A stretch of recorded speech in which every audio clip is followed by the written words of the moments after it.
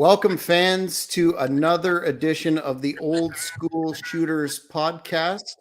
My name is Jack Kilby, Executive Vice President of Great North Wrestling, and I'm very pleased to welcome the third man in our booth, the MMA professor Colin Crandall, back for the first time since the fall. And we have a special guest tonight in the form of Chris Lights Out Lytle, and we're going to do a dive into some topical questions and old school questions. But before we get into that, Colin, how are you doing?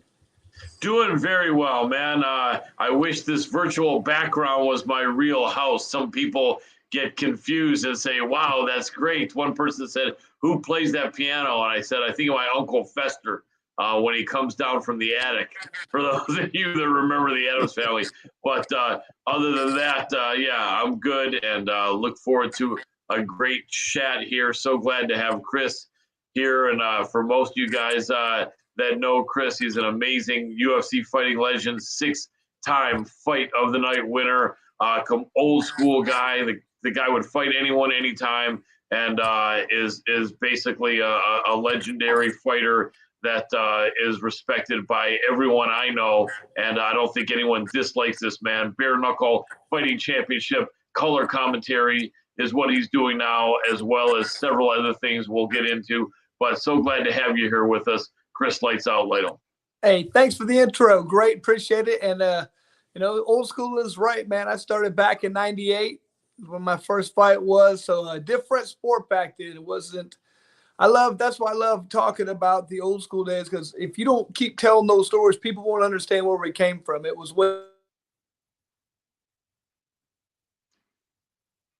Absolutely. Looks like the feed froze up a little bit there for Chris. Can you hear me, Chris? Looks like you froze in your last statement. Oh, there Sorry. we go. What happened? Not a problem. He's back. Not a problem. Yeah, absolutely, Chris. A different time. Yeah, you started just 5 years into the sport. UFC, the first UFC was in November '93, and this is the 30th year. And so you started in year 5, very early into it. And I was thinking about the people we lost from our sport, and Gene LaBelle, my friend. I know you met him. In fact, I was going to ask you, when Ronda Rousey started and Gene was there in her corner, you were there for a few years after that, or were you getting out right about then? I was still training people. I wasn't competing at that point. But yeah, you just knew, everybody knew who Gene LaBelle was, you know what I mean? So you just know if he was in her corner, there was something behind it. You kind of had that feeling that, you know how good she was going to be, but it was kind of very interesting to me, because I look at that, the men, we had ours, 93, Hoist Gracie, them come out, and I feel like she was more like that version. She just came out and dominated before the girls were really quite as good, but they've by leaps and bounds, they've gotten so much better now. It's amazing. Yeah, without a doubt. And Gene was an amazing guy. I knew that he was an amazing legend, and I knew that talking to him, just the information I got and the knowledge and the spirit of a guy from back in that generation. He was before baby boomers. He was what I think they call the silent generation.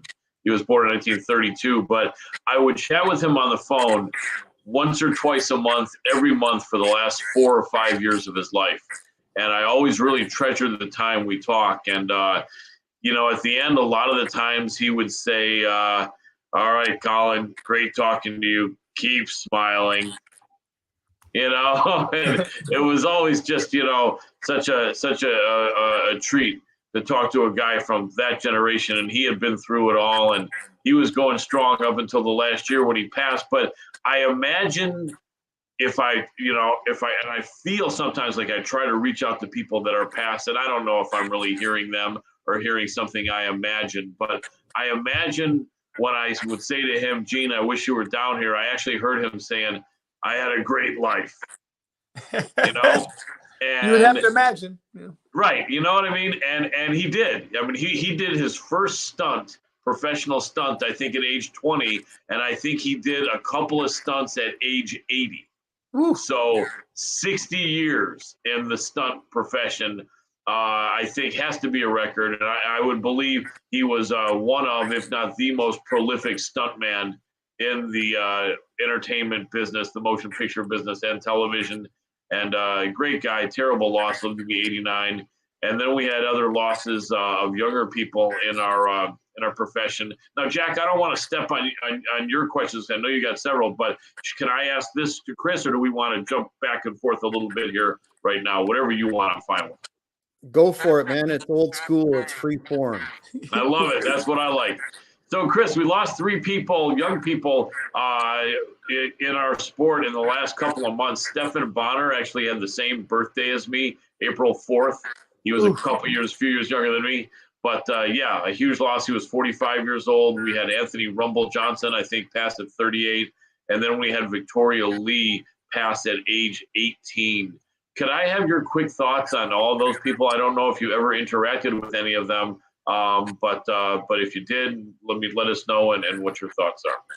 Yeah, definitely interacted with Rumble Johnson quite a bit. We were fighting the same time, fought in the same weight class somehow.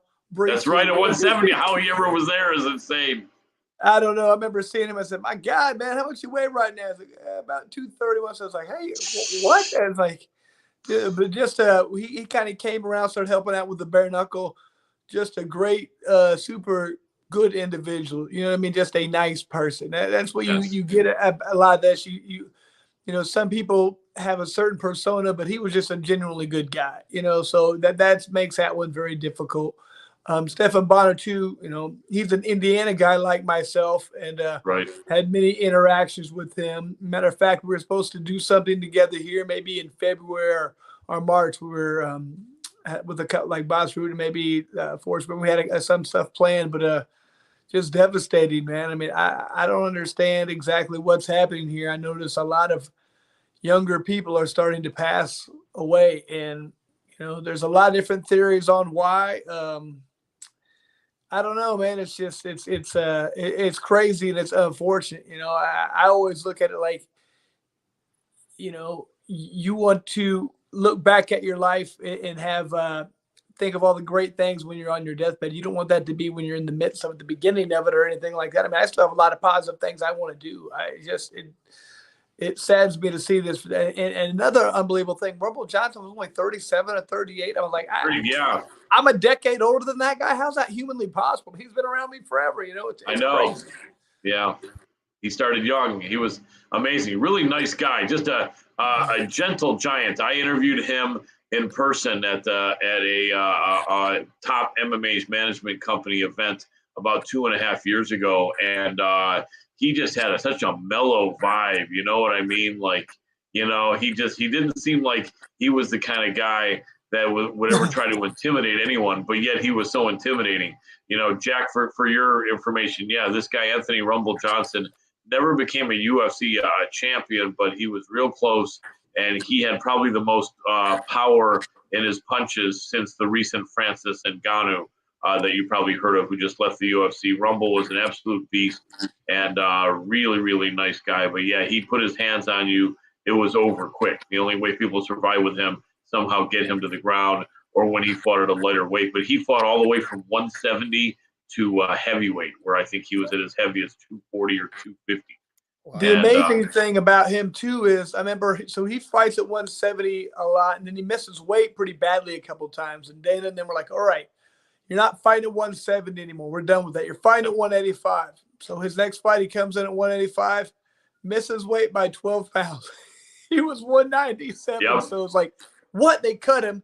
He went on the, you know, Indie Scene or a couple of the organizations and like went up to 205 and just wrecked people. They brought him back to UFC, and that power was unreal, just knocking people out left and right. So yeah, I got the title fight, just unbelievable power. But like you said, just a nice guy.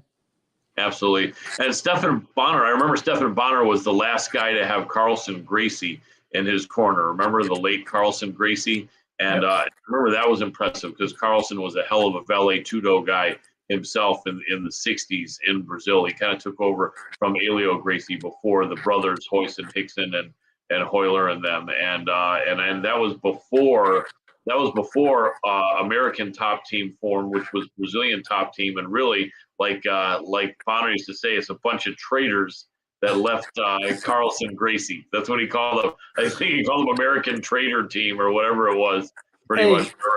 You can tell that's an old school mentality. We're talking old school. Back then, I mean, there was dissension. If you left, if you went to another gym and trained, you were a traitor. You know what I mean? It was just that very Brazilian jiu-jitsu mentality. You know, it's definitely changed right now. Everybody understands, hey, I need to go train with this person, that person. There's still a little bit of that left over. Some gyms are still like that, but that's a very old school mentality, I believe. And, you know, Bonner had it. He was, you know, like you said, traitor. You know, that was how they felt. Yep, without a doubt. Jack, jump in.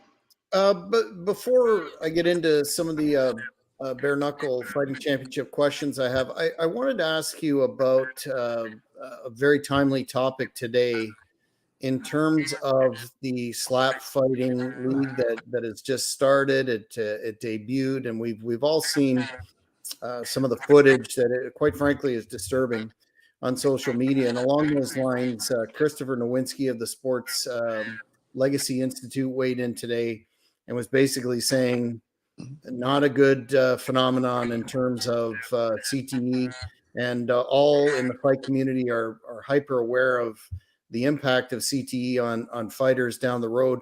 And I just wanted to get your thoughts in terms of the marketability of the promotion, and then the potential impacts on the fighters, or whatever you want to, participants, whatever you want to call them.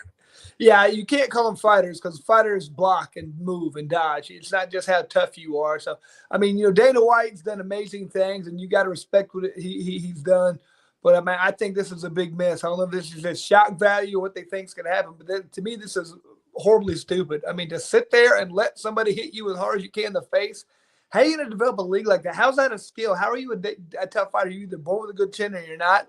You can hit hard. I mean, I guess you can try and toughen up, make your neck stronger. I don't know, but you're not going to have – I mean, you can't build stars there. What's a guy going to – I know one of the guys in Russia, his face is permanently deformed now. I mean, and like you're talking about, when you just let a big, strong guy hit you as hard as he can in the face, CTE, yeah, that's going to happen. That's going to be a problem. I mean, man, you know what bothers me in many ways about this is, you know, when I was a pro boxer, I remember seeing guys who were talking funny and didn't talk right, and that scared me about it. I was like, man, I don't know if I want to keep doing this sport, because this is how all my heroes end up. My favorite fighters end up like this. You're guaranteeing you set this. I mean, those people try to move and dodge and duck. You know, these people are not doing that. There's going to be problems. It doesn't. I don't see the positive side. Here's the thing that bothers me. You know, they're legal in this, making this legalized in Vegas. You know, we're trying to do bare knuckle out there. It's illegal. Hold on. My people try and dodge. You can defend yourself. You know, you can try and be elusive. You don't have to sit there and let somebody crush your face, and that's legal.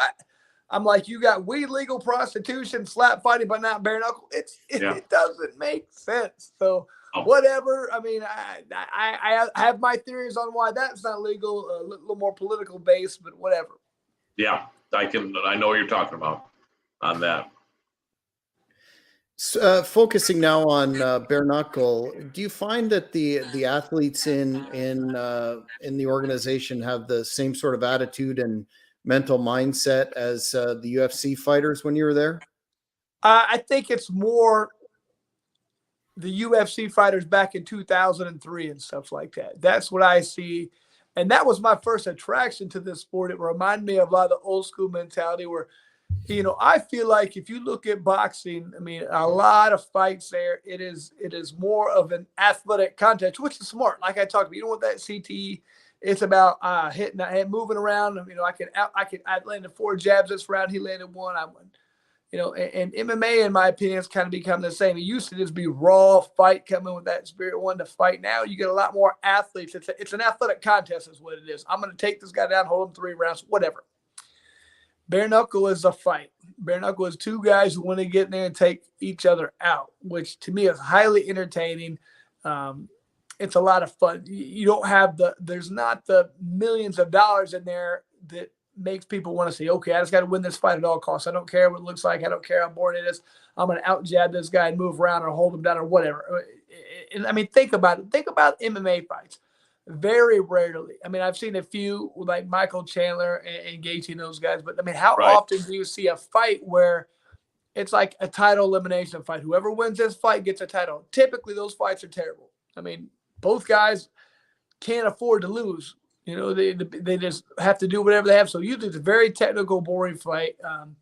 You know, I said guys and girls. What we just saw, I just there's some of these fights that turn out to be hard to watch. You know, even Rose put on a bad one, I think, her last fight, because it was a lot of jabbing and movement. And people were booing. It was a terrible fight, but you know, she's typically a very exciting fighter. But I mean, not that time. It just people get in their head like, I got to do this. I don't care what it's like. I have to win at all costs. And that's why I love the bare knuckle. People just come with that old school mentality. I'm gonna be the tougher person. I'm gonna knock your head off.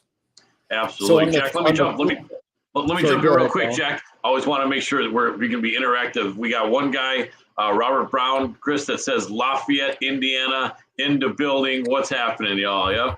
There we go, Lafayette. You're by my boy Matt Mitrione, who lives up in Lafayette. So I would say be careful when you walk up to him. Matt does a very interesting guy, but Matt's a great guy. Just be nice to him right away, because if he doesn't know you, might be a little might get a little weird. So, but Lafayette, my daughter lives up there right now, senior year at Purdue, about to be graduated with chemical engineering. So I can't wait for her to already got a job and everything. She's killing it.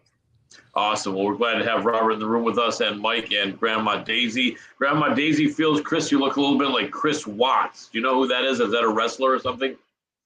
Jack? Nope, that's an individual that I believe was prosecuted for murder, and it was a high-profile case in the United States. Well, he's got to be a good-looking guy if he looks like Chris Lytle. That's all we know about that. But a murderer is not good. But everyone always finds, well, it's a grandma. I guess if it's a grandma saying it, she probably means it in a good way. Well, I thought it was a movie star. But anyway, everyone looks like someone. But rest assured, Chris Lytle's not murdering anyone unless it's just figuratively in the octagon, as he did for many years. You know what's funny? I've had many people, when they'll come up to me and they say I look like Randy Orton, and I'm like, I don't watch pro wrestling, but very much, but I know who that is. But I'm like, yeah, I don't see it, but I've had multiple people say you look like Randy Orton. So maybe he killed somebody. I don't know. Jack, what do you think? A little bit of Randy Orton and Chris Lytle? I can definitely see it in terms of the presentation, for sure. Maybe a little bit, maybe 50%. But Chris, since you brought up pro wrestling, this is a question I wanted to ask down the line, but we'll do it now. A lot of our viewers on the Hannibal TV are pro wrestling fans now, mostly old school pro wrestling fans, but I'd be interested in your thoughts on MMA, those wrestlers that have transitioned or made a go at competing in the octagon. You know, you think of Brock Lesnar, Ronda Rousey, and of course, I think one of the originals was Dan the Beast Severn, who held the NWA World Heavyweight title for a number of years. And just your thoughts on that crossover phenomenon. CM Punk as well. CM Punk, was another one. Man, I got to be honest. I feel like if you want to cross over, the only way to do that is if you're a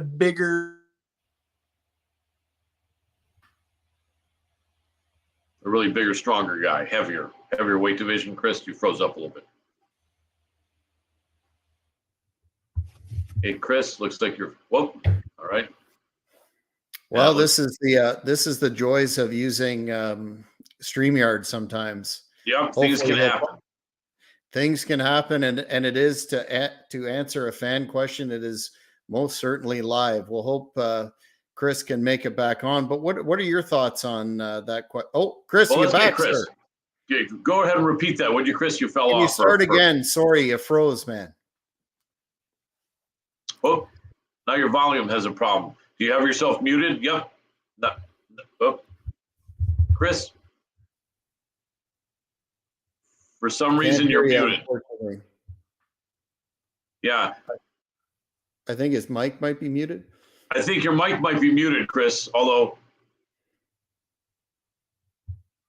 Yeah, we're still not hearing anything, Chris. No, still nothing. Wait, maybe if it shows muted, no, still can't hear you now, Chris. No. Do you want to hop out and hop back on, maybe? Yeah, you want to maybe leave the room, Chris, and then you can come back in. I'm sorry. Yeah, we're not hearing anything, Chris. But why don't you leave the room completely and then come back in? If you want to try that. We can't hear anything. The joys of streaming. The joys of sorry about any frustration, Chris, but we can't hear anything. But if you can hear me, if you can leave the room, maybe if you can leave the room and come back. If you want to try that, because the room will stay here. If you leave the room. It showed that his mic was muted on his end for a second, maybe. Okay. Hello? Nope. Still nothing yet, Chris. I'm sorry that this happened. It's no fun. Chris, if you try to, okay, so if he leaves the room, hopefully he'll come back. So I'll speak on that while Chris is gone. So CM Punk didn't do that well at all, and but he was a brave guy. He had trained for jiu-jitsu for maybe 2 years, but didn't really have any collegiate wrestling or Olympic style, folk style wrestling or anything experience, and didn't. There we go, Chris. Sorry about that. I don't know what the heck happened. You know what, problem, brother? This is when you're shooting live, these things happen. Could you probably go back? We didn't get much of your answer at all, unfortunately. Yeah. So like I was saying, if you're gonna go transition, I think you have to be at the heavier weights, like Brock Lesnar was able to do. Came in just a big, strong, athletic guy. Not only could you do the pro wrestling, but the bigger the fighter, in my opinion, the less skill you have to be good. What are the bigger heavyweights? So they can hit hard, they're big, they're strong. But they're typically not as well-rounded. The lighter you get, it's just unbelievably difficult. So I don't care what, obviously CM Punk, great athlete.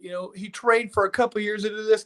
I don't care who you are. You could take any guy in the NFL or NBA, whatever athlete, soccer player.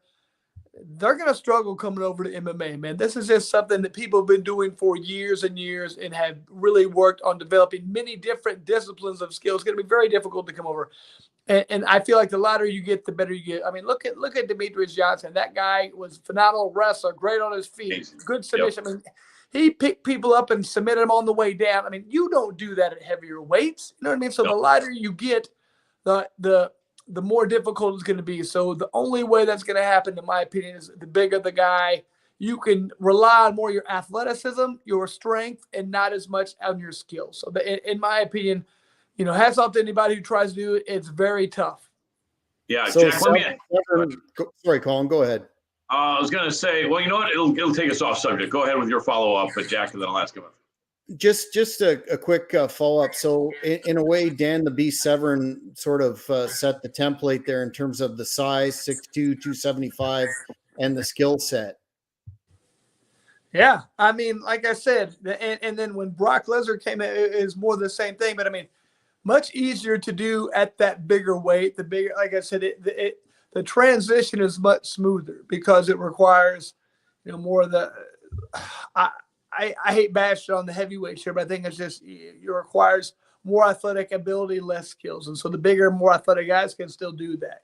But you don't see a lot of these, big guys being really dynamic at striking and submission and wrestling and everything. It's usually one or the other. They're still more the old school, but throwback.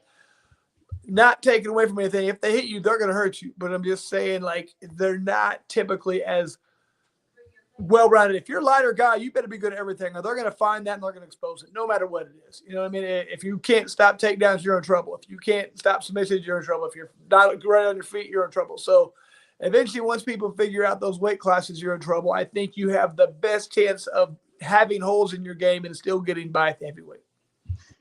Good point. Absolutely. One fight that I remember more than probably any other fight, because I lost more money on this bet than any other bet I've ever made in my life, was Randy Couture defending his title against Brock Lesnar.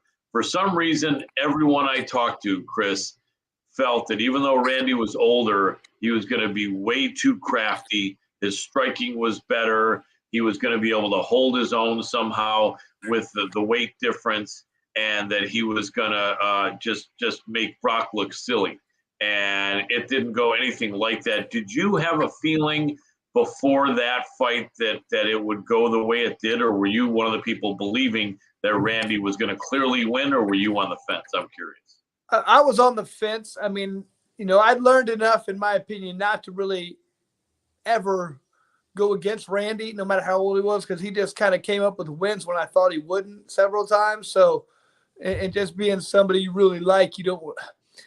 But I mean, just seeing Brock, he's a different animal. He's a monster. I'm like, Randy was walking at about 225, fighting Brock, who's cutting down from 300. It was just, it wasn't fair. Randy did great in that fight when you watch. I mean, Randy really, he had him busted up. He had him cut up. He did everything great. But Brock, I mean, he just hit him once with one of those big old lunchbox hands, and that was it. I mean, you can't, it's simple, physics are not, or physiology, where it's like, you can't take those kind of punches when you're ready. You know what I mean? I mean, being a little older and just that big old mitt coming and hitting him, it was just, looking back at it, it was easier to know then. But seeing Randy be able to pull stuff off like that in the past, I just kind of believed he would. You know what I mean? But it was a tough one. It was tough to call.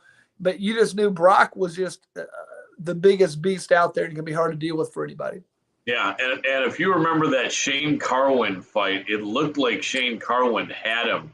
Don't you think? A lot of people felt that should have been stopped. I think Shane was even looking at the referee thinking, how many more times do I have to hit this guy in the face on the ground? And you almost wonder, like, was the referee thinking, and I don't know who it was, and if it was Big John, then I'm sure he wasn't, but you almost wonder, whoever was refereeing, I don't think it was Big John, were they thinking, this kid's the golden goose, I really don't want to stop this fight against this kid, because it looked like it should have been stopped, or do you think not? I'd really like your opinion. Well, first of all, I got to tell you, there was nobody screaming for that fight to get stopped more than me, because I fought 2 fights before that. Matt Brown had a double submission, so I'm trying to get the submission of the night. I'm begging for this fight to be stopped. However, it didn't work out like that. Brock does not get stopped, and Shane Carwin had never been passed around in his whole career at that point. He'd never been past the first round. Right. So I knew if this fight goes past the round, he's done. You don't understand that condition until you've been there, So as soon as the next round, he got taken out with a simple double and choked out with a very easy choke, and they gave him sub of the night. So wasn't really happy about that. Wasn't happy about that. No, because that would have been the 7th time. You would be a 7th-time fight of the night winner. No, I wouldn't have got the fight night. I got the submission of the night. There we go. I won 3 of those, but it would have been my 4th one, so I wasn't happy about that. But, one thing, whenever I would have a fight, I would talk to the referees. They always come in the locker room. They say, "You got any concerns?" I'm like, "Yes, I've been knocked down before. I've been put in chokeholds. If I'm not moving, then you can stop it. But if I'm still moving around, I recover very quickly, and I can get out of submissions. Never stop this unless I'm not moving or I'm yelling for it to stop.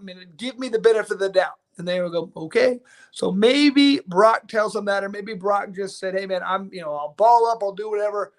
Give me the benefit of the doubt." And I've had other boxing. I remember I had one of my boxing matches where I got knocked down, and the referee had refereed some of my fights, and he was like, "Man, I knew I'm going to give this a little bit more because I know how tough Grizz is. I know how he recovers. I know he was going to be right." He said, "I almost stopped it, but I didn't." And I was happy because I came back and knocked the guy out later in the fight.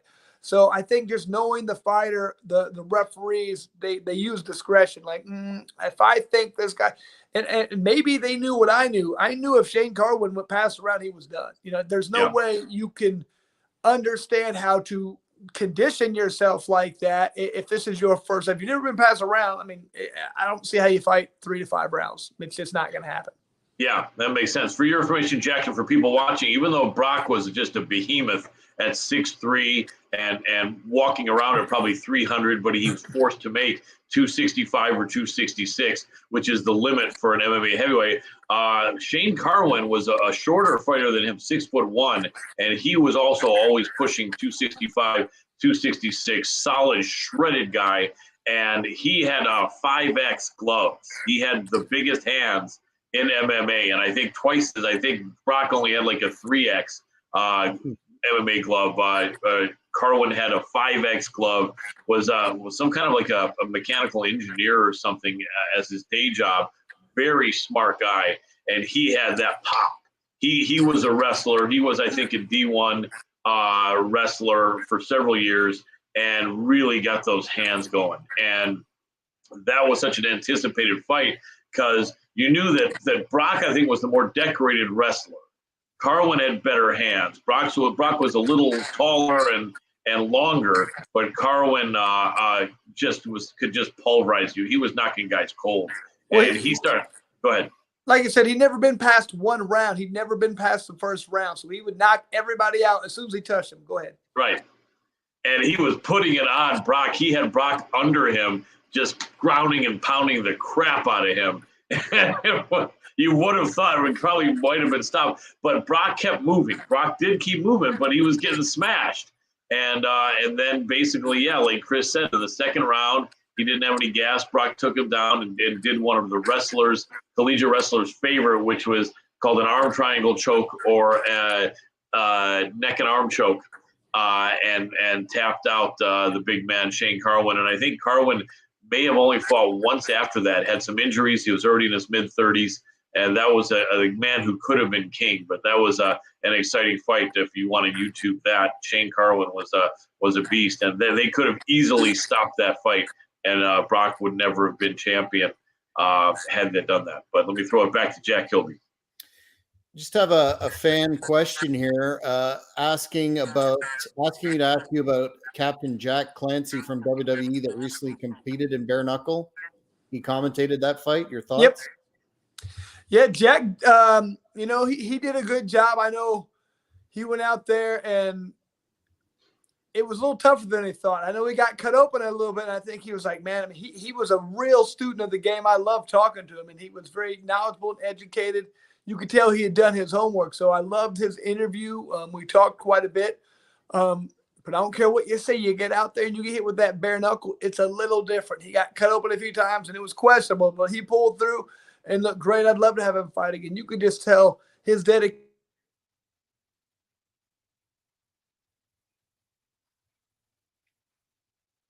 Definitely. Looks like Chris froze up here again for a second. And hopefully he'll be back any second. And interesting comments there. There's Chris. Go ahead, Chris. We lost the last 5 seconds only. If you can repeat that. Oh, his mic's muted again. Uh-oh. Your mic's muted again. No problem, Chris. It happens, man. I'm just sorry it's happening to you. Whatever you did last time, yeah, we can't hear anything. I think whatever you did last time, Chris, yeah, there we go. So some double submission, Dickman, Dickel, say, yeah, some of these wrestling handles of these fans are crazy, but anyway, God bless them. Yes, this is live. John Flower is mentioning about the production corner microphones to be on, All right, sorry. Go ahead, Chris. We caught the first half of what you're saying, but not the last half. If you can repeat that. Yeah. I apologize. This never happens. I don't know what's going on here. So, yeah, No Jack did a great job. Like I said, he dealt with some adversity. He got cut. It's different when you get hit with that bare knuckle. But I loved his determination. You could tell before this, his dedication. He wanted to be good at this. He wanted to train. He wanted to do everything the right way. He really showed that in that fight because, like I said, dealt with some adversity, got through it, and got the finish. I think it was in the third round maybe, but he looked fantastic. And, man, he impressed me. I'd like to see him fight for us again. Can I ask you a question regarding female fighters? Do you ever think you'll have an equivalent or thereabout ratio of female fighters in bare knuckle? As you do male? As you do male, sorry. I don't know if we'll have as many, probably not, because there's not as many weight classes for them, but like the weight classes, we do have them. They're some of our most exciting fighters. Our 125-pound female division is probably our deepest division in BKFC. I mean, we got so many good fighters there. They're really moving down now to 115, trying to make that expand that a little bit more. But I mean, you're not going to have 200-pound females. There's not enough good ones at it. We're not going to have 180 pounds. So there's going to be more males. But the girls of the BKFC, they are dominating as far as when it comes to, interest and, number of people I think who really enjoy watching them fight. So they're doing a great job for us. like 125, 115, some of our most competitive weight classes, and they're killing it. And you know, I just look forward to the more female fights we have because, I mean, a lot of times they tend to steal the fight of the night. Absolutely. Let me jump in on that, Jack.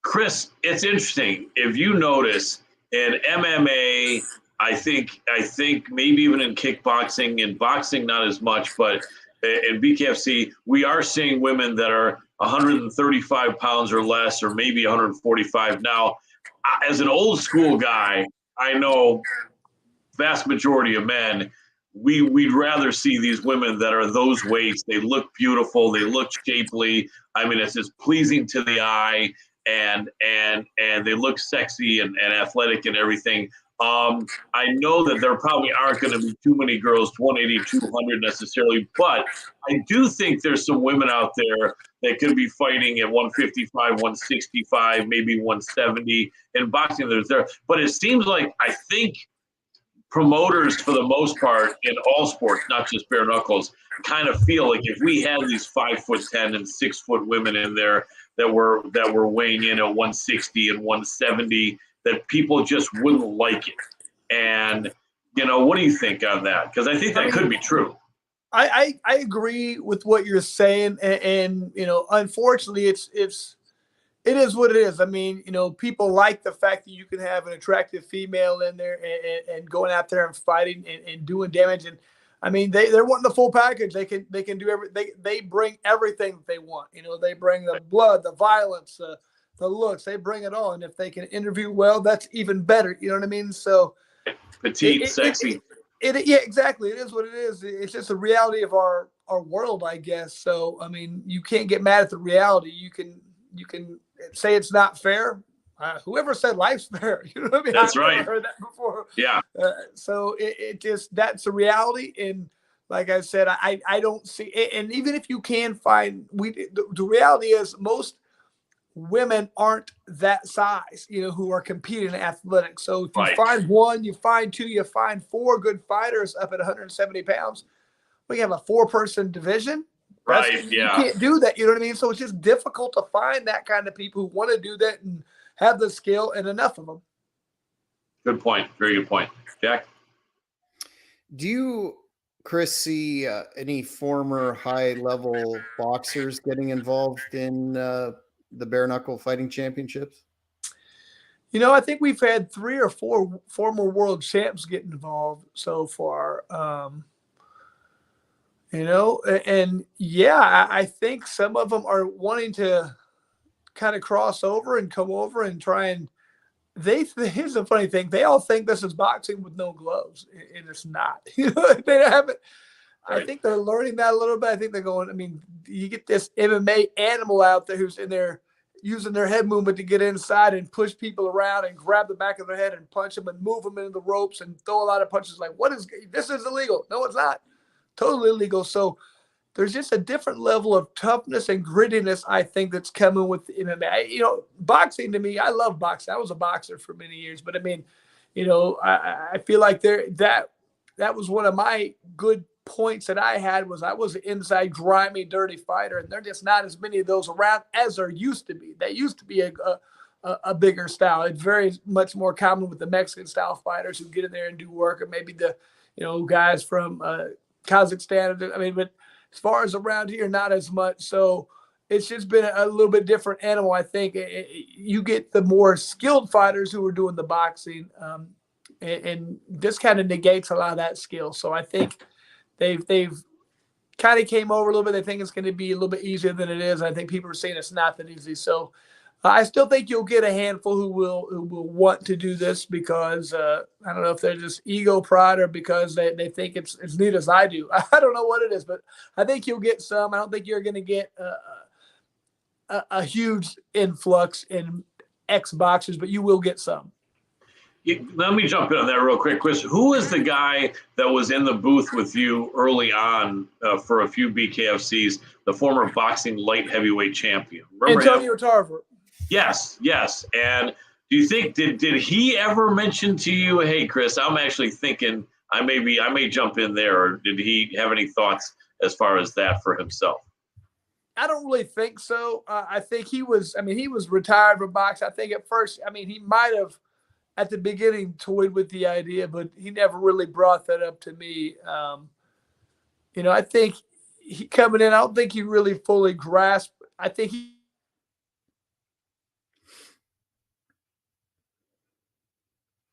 Cross my fingers that Chris will be back here any second, and that he'll be back with audio.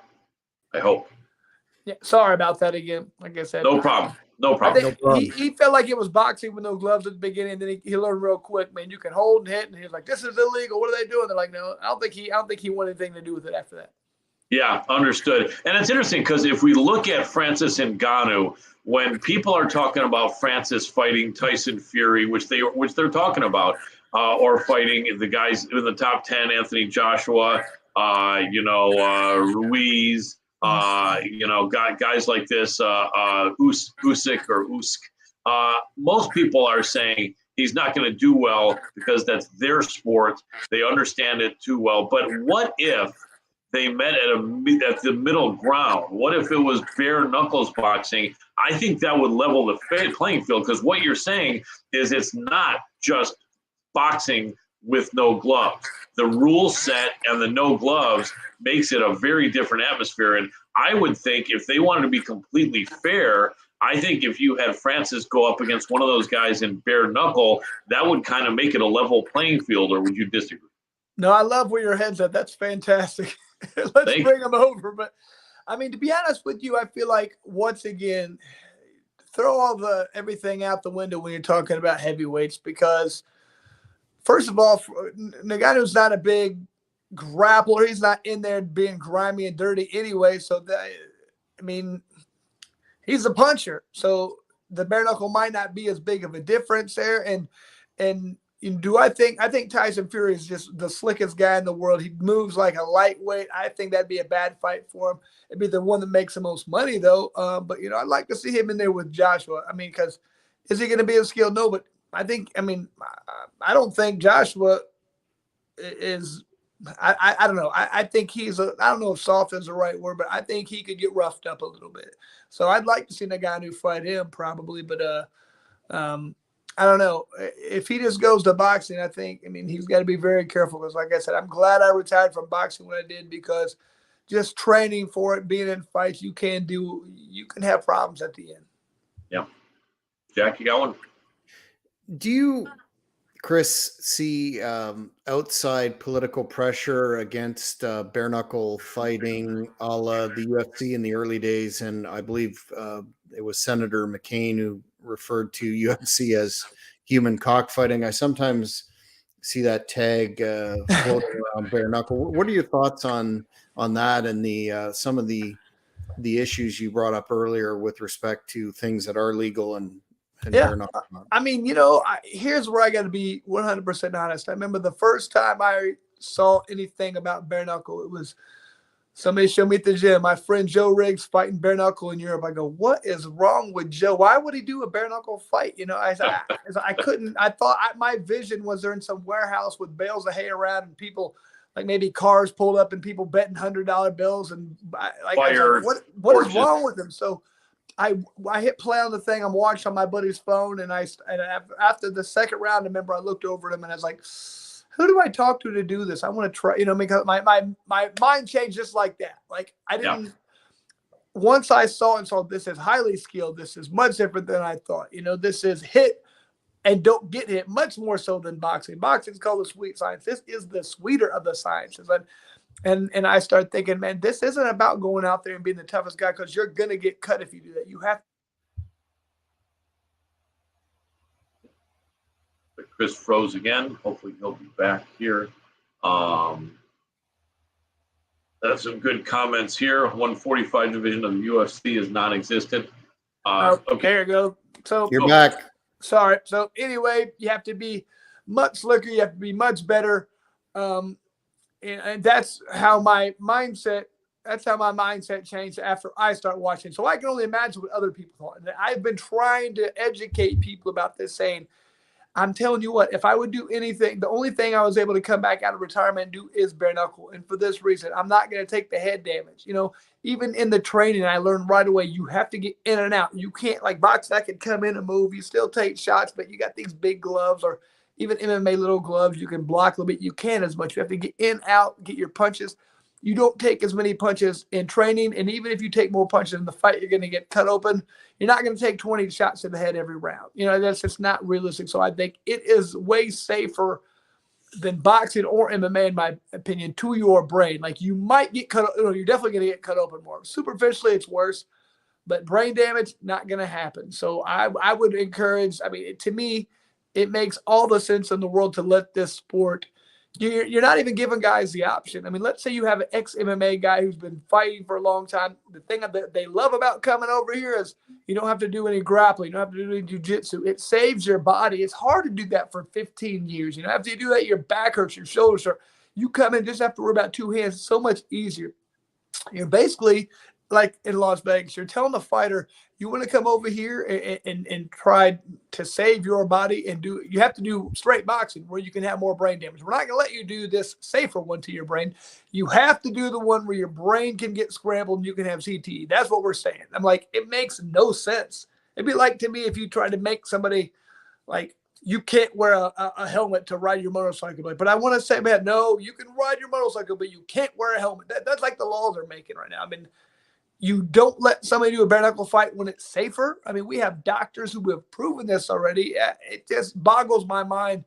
But that's that same thing the UFC went through back in 1998 and just back then.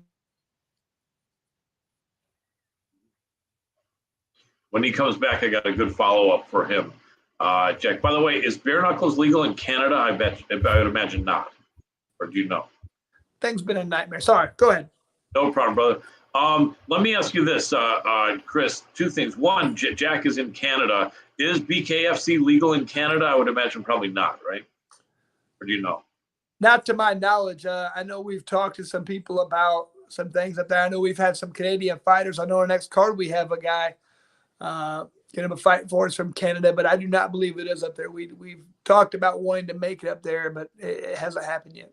How many states in the U.S. are you legal in now? Do you know? I think we're in about 18 right now, but I think we're on the precipice of having a few more. You know, I mean, we got a lot of people who are talking about opening it up. I mean, once we get in there, talk to them, show the data from our doctors, our medical staff, saying, hey, look, I mean, we're not having, nearly as many problems as you might think. It's working out.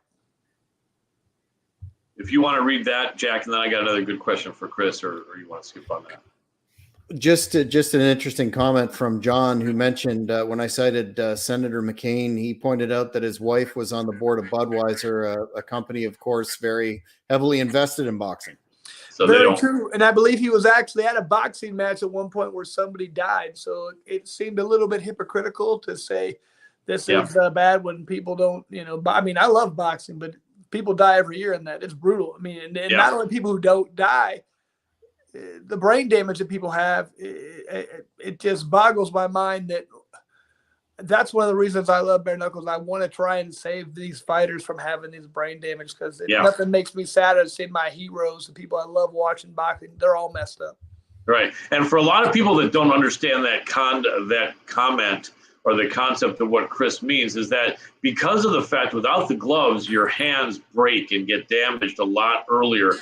People don't know that when it became the Marquis of Queensberry rules in 1892, the gloves were put on not to stop the cuts or spare the person's head, but it was to spare the person's hands from being broken. However, what that did was cause people to be able to throw more punches, more damage to the head, and more CTE. So with bare knuckles, you're not going to be able to just, throw all the punches you want at the head, because little by little you'll start breaking your knuckles and breaking your fingers and your hands. So it is less trauma to the head in bare knuckles, making it a safer, except for superficial cuts and damage to the hands. It's definitely safer for the brain and as far as CTE. Well, hold on. One comment on that. Do you think about it like this? What if I told you, I'm going to give you $10 if you hit that wall, with your bare hand? You go and you hit it. And I go, okay, I'll give you another $10. Hit it with this glove. What are you going to throw harder? Are you going to be able to hit that harder with the glove? Are you going to throw harder with the glove or harder without the glove? You're going to throw way harder with the glove on there. Yes. So Yes. people don't understand. Like when you throw bare knuckle, you learn after your first fight, you got to aim for right here. You don't throw wild hooks and hit up here. You're going to break your hand. You got to aim for right here. And it's more technical. It's not just winging punches. Go ahead. Yeah. Sorry. Anderson Silva seems like he would have been a great guy because as precise and accurate as he was. Speaking about Anderson Silva, I don't know if you're part of the decision making about who fights, and you don't have to let us know because I don't want you to take heat if you are, and it's nobody's business. But I'm going to say that I would imagine that probably David Feldman would certainly value your opinion when it comes to that. What would happen if, let's say, a man who is tied to you in history of UFC, Robbie Lawler? Robbie Lawler, it's interesting, has continued, I think, a decade after you, but he's mostly losing. And he clearly, his skills are not what they used to be. It is what it is, and I'm sorry to have picked him out directly, because I know that you respect him and had a great fight with him. But let's say if he were to have another loss or two in the UFC, and if they were to cut him, and he came over to bare knuckle and said, "All right, Chris, I'm thinking of jumping in here in this mix." I don't think you want to stop a man from earning a living, but would there be a situation where you might feel like saying, "I'd really rather you not jump in over here at 42 or 3 or 4"? Yeah. Absolutely. But it would depend on the person, the individual, and what's going on in their career at the time. I mean, if Lawler gets knocked out his next 2 fights, yeah, I'd be like, "Hey, man, I'd love for you to come over here and be an ambassador, do some stuff with us." But if he goes out there and looks good, it's a different story. It just depends on the person, the individual. There's certain fighters, like Frankie Edgar, I was like, please stop having this guy fight. I mean, he's been one of the greatest guys for you. Just why are you putting him in these kind of fights against a guy? Some of these guys could get him. I don't like that. And I mean, like, he's been a warrior and just unbelievably tough and great for the sport. Just done so much for that sport and that organization. I felt like I don't see why. I felt like they were setting him up to lose. There wasn't anything positive about it. So I'd hate to see that, and if he tried to come over, I'd be like, I nothing but respect, but I please don't do that. You know what I mean? Like, I know you're not going to take as much damage, but you're still going to take some damage. So I mean, the people I like and respect, I don't want them to get hurt. You know what I mean? I don't want them to have problems. Exactly. And then there's like an Andrei Arlovsky. I think Chris froze up here again, but there's also like Andrei Arlovsky. I'm not sure, Chris, if you're hearing this, but and there you go. And how about, like, let's say an Andrei Arlovsky, the same thing. You're right. Well, all of a sudden, Chris's volume's out again. Okay, that happens, and we totally understand, Chris. All right. Yeah, I mean, that's the interesting thing. I don't know if you knew this, Jack, but Chris retired, I think, when he was about 35 years old. Which in MMA is not that old. A lot of guys are going to 38, and several guys are going into their 40s. He actually retired off of a win, but I think he felt that his last few performances weren't that great. Like, he didn't feel, right? I was just saying, Chris, sorry to cut you off there, but I was mentioning, Jack, that you're one of the few fighters that didn't have to get beaten up out of the sport, out of the UFC. You retired on a win. What were you, 35 or 34? 37. 37, okay.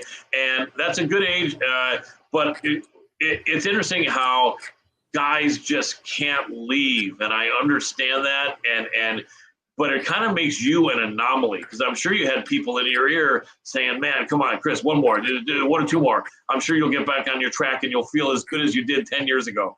Or maybe a couple of years after you left. Did you think about it? Did you hear from Joe Silva or whoever saying, "Hey, Chris, we gotta fight here"?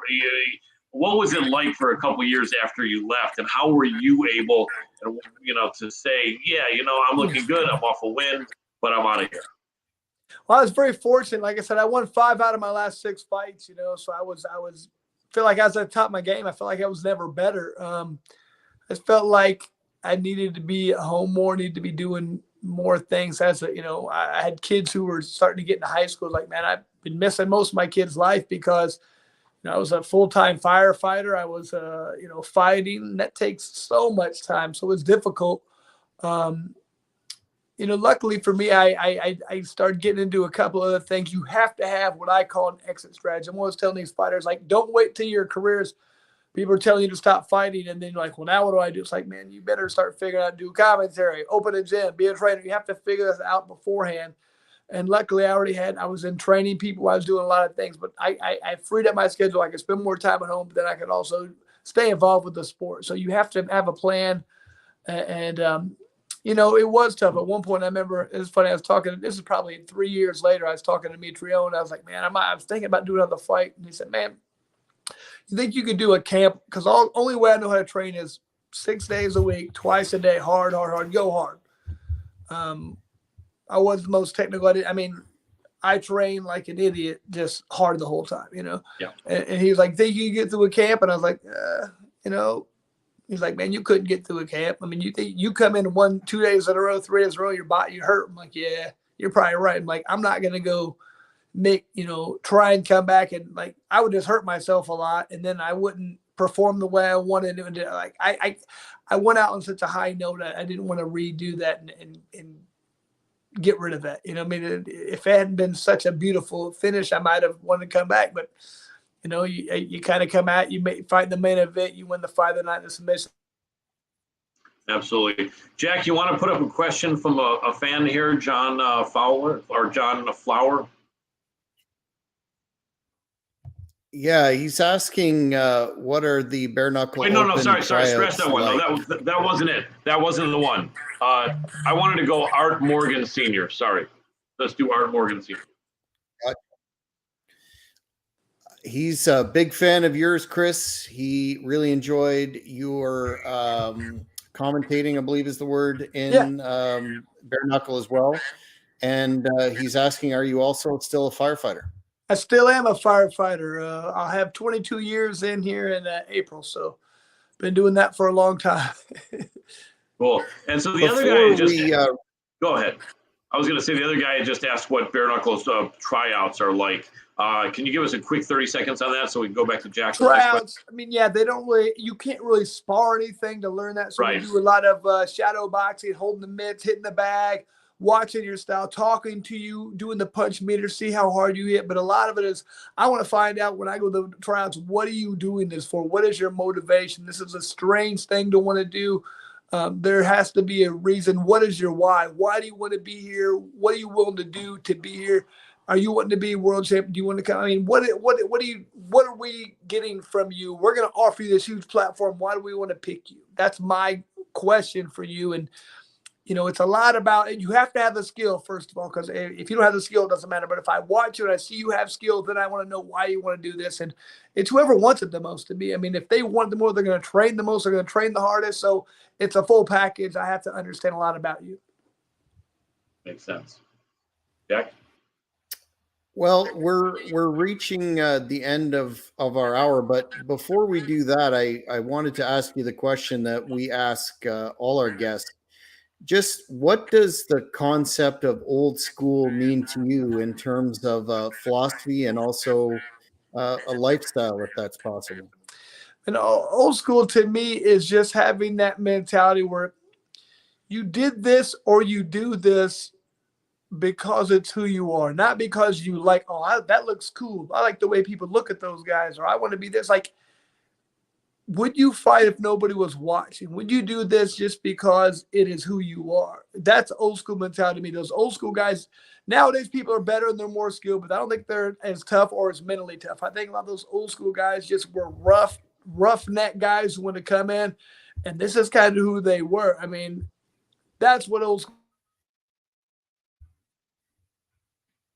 It was well stated, definitely well stated. Hopefully Chris will be back here in a second. Jack, hopefully he'll pop back in. And then do I have a minute to go over a last thing with him?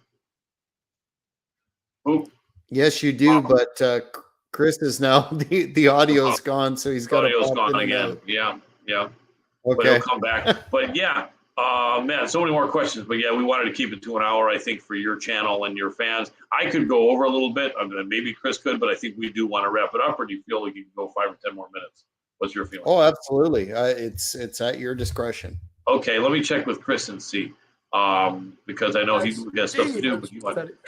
Now No he's problem. Hey, back. Chris, quick question for you, Chris, while you're here. We could go 5 or 10 more minutes if you have it, but if you would rather, okay, cool. Let's do that.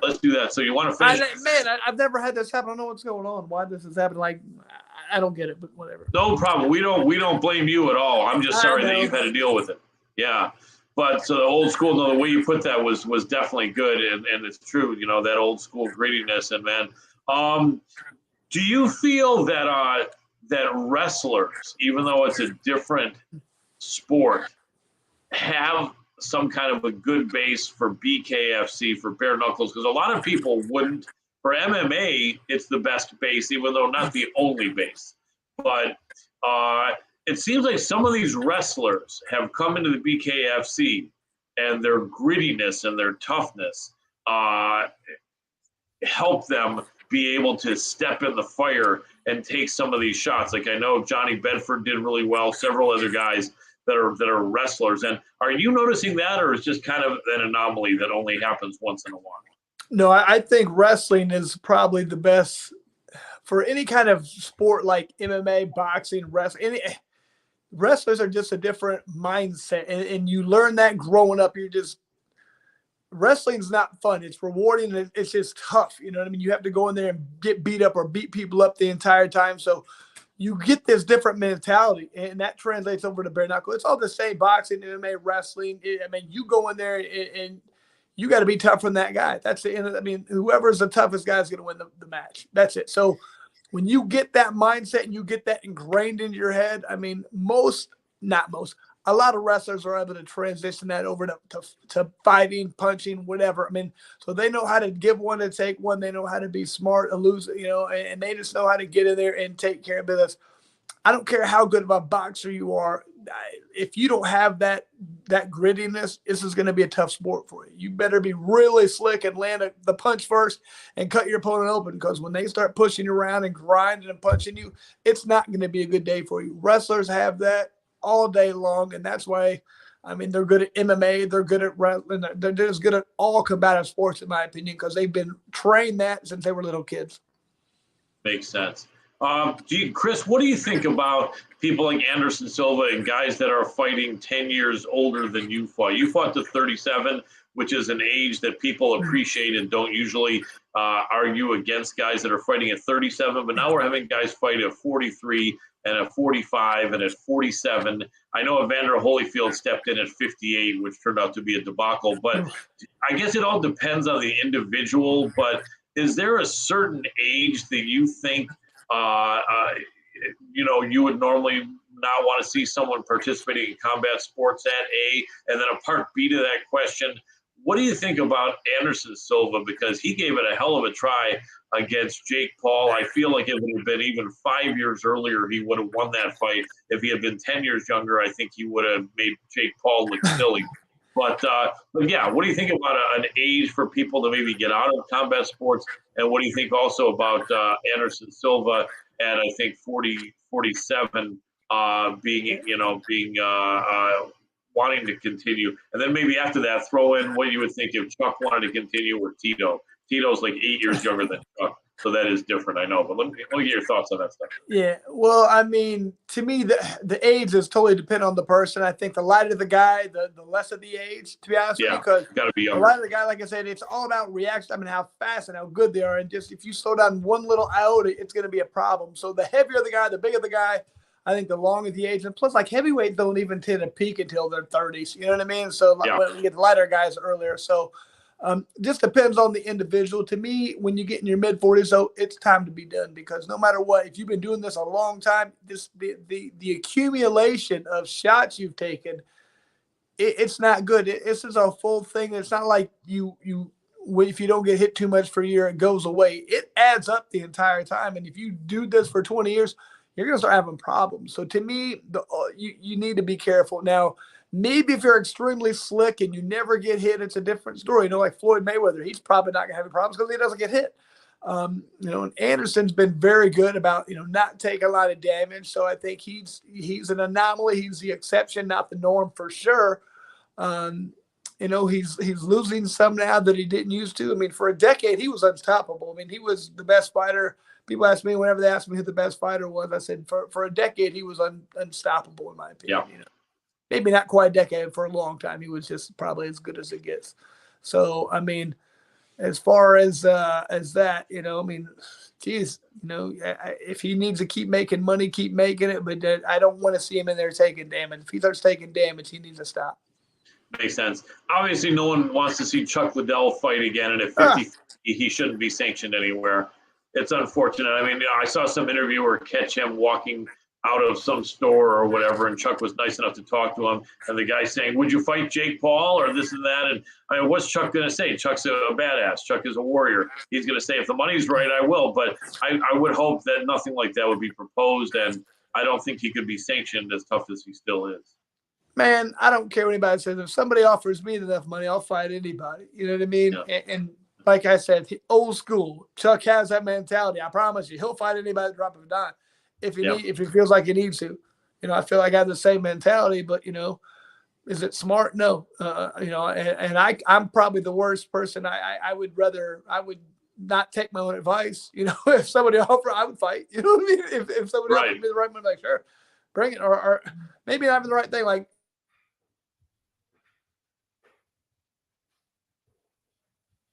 It looks like we lost Chris again. What we can do is we can wrap it up when he comes back. It seems like it goes maybe in like 5-6 minute segments. So we can maybe make sure. Chris, can you hear us? Yeah, I can hear you. So no problem. I said, man, I mean, I wish Chuck would not. I hope he doesn't fight anymore. But he's a fighter at heart. He'll always be a fighter till the day he dies. Yeah. Tito Ortiz probably has a little bit of steam left, but he's about 45. So, it'd be interesting to see what he does. And definitely a tough guy back in the day. A lot of people forget, as a light heavyweight, he was dominating for a good long while. Jack, he carried the UFC when like 2000, 2001, when Zuffa first bought him. He was the UFC. I mean, he was their biggest seller. Yeah, that's right. I remember definitely in those days, and it was some great fights in those early days for sure. Jack, let me throw it to you. Well, I just want to thank you, Chris, for your time and the insights that you've provided here today. Fascinating discussion. And if you ever have the time in the future, I feel like we've scratched the surface. We could do it again. Man, I'd love to. I promise next time I'll make sure the thing doesn't keep going out. It's bugging me. So got to do it again where I can get this thing to work properly. Absolutely. We appreciate it. Chris, before you go, let us know your products. I know you've got some great whiskey or bourbon. Bourbon is whiskey over there in Indiana. Let people know where we can get that or any other project you're involved with, man. I got the Lights Out bourbon. Also have Lights Out vodka, Lights Out moonshine. You can get it at Conn's Liquor, or you can get it at, Elite Beverage. You can get it at, Total Wine. I think I'm going to be getting into Big Red here soon. So we got a lot of positive things coming here in the future. But my main thing is doing some bourbon, doing some alcohol, and trying to go to as many fights as I can. I love this bare knuckle stuff. I'm looking forward to this next year. This will be the year we come out and people take notice. Absolutely. Where can people order the Bare Knuckles Fighting Championship, and can they order it in Canada as well as U.S.?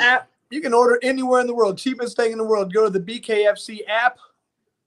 $4.99 a month. It's crazy. So for the price for the whole year, $60, you get, that's like not even one pay-per-view UFC, but you get a whole year full stuff. We're putting on about 2 fights a month. It's going to be great. Fantastic. What's the best social media place people can follow you and support you? Instagram, Chris Lights Out Lytle. Awesome. I really appreciate it, Jack. I don't know if you want to say anything after, but I think you already did. Chris Lytle, always appreciate you, brother. Thank you so much for taking the time. Thanks for having me on, guys.